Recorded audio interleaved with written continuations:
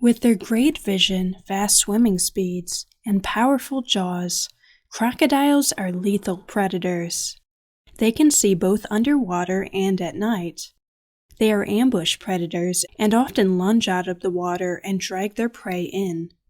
A crocodile's signature move is its death roll, when the reptile clutches its victim and drags it underwater. Then it twists, rolling and violently shaking its prey. In March of 1987, model Ginger Meadows went to visit Australia, reportedly after watching the movie Crocodile Dundee. She took a trip out on the Lady G, a luxurious boat, before planning to head on to Papua New Guinea.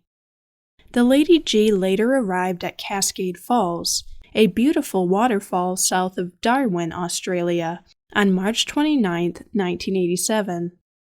The waters in North Australia are known to be infested with crocodiles. This includes the largest crocodile, the saltwater crocodile. These can grow over 20 feet long and are opportunistic hunters that are known to treat humans as prey.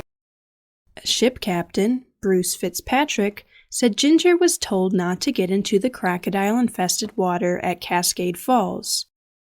She had been instructed to not so much as dangle a foot in the water, but she failed to heed the warning. She and her friend, Chef Jane Burchett, went for a dip anyway. They splashed around in the water while the captain and other members of the crew were climbing the waterfall.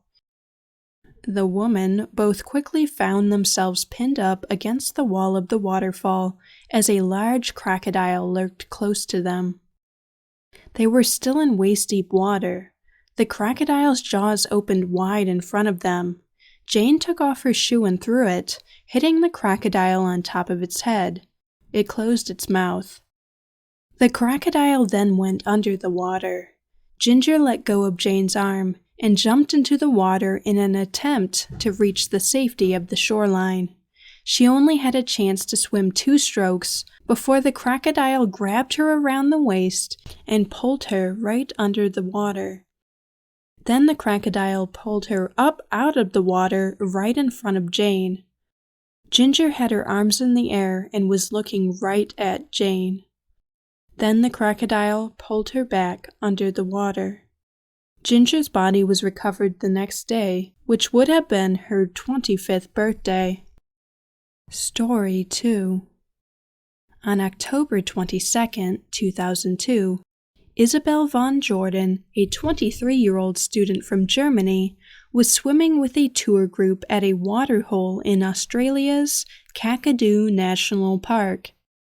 An Australian guide, named Glenn Robles, was responsible for the safety of the foreign visitors, many of whom did not know saltwater crocodiles were common in the park.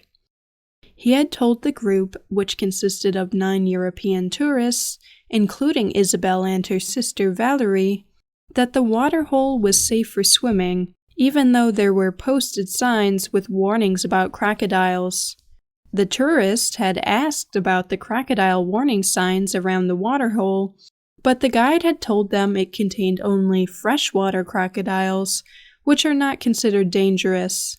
However, while swimming, Isabel was attacked and killed by a reported 13-foot-long saltwater crocodile, and while recovering Isabel's body, rangers found another 8 saltwater crocodiles in the area.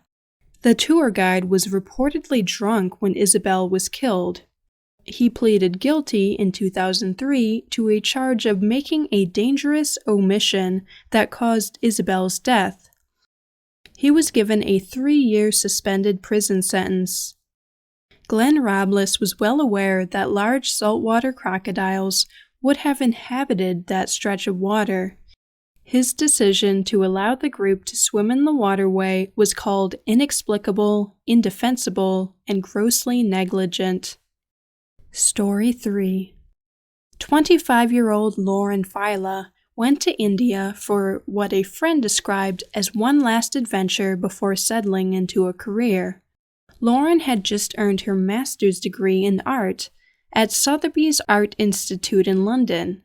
At 3:30 p.m. on April 28, 2010, while snorkeling with her boyfriend in Neil Cove at the Barefoot Resort on Havelock Island, part of the Andaman Islands in the Bay of Bengal, Lauren was attacked and killed by a saltwater crocodile. Lauren's boyfriend had met her in February of that year through a mutual friend. He and Lauren had been nearing the end of their vacation across India, the native country of her boyfriend's father. Her boyfriend had been shooting a video as he snorkeled on the coral reef with Lauren. When Lauren was attacked, he dropped the camera and swam toward the 12-foot-long animal, an action fleetingly recorded by the camera as it sank to the bottom. A diver's recovery of the camera 2 days after the attack confirmed the incident for skeptical authorities. Lauren's body was also found 2 days later, 2 miles east of the attack site. While some have questioned why beaches were not posted with warning signs, Lauren and her boyfriend had no reason to suspect crocodiles. Crocodiles were reportedly never seen before in that area.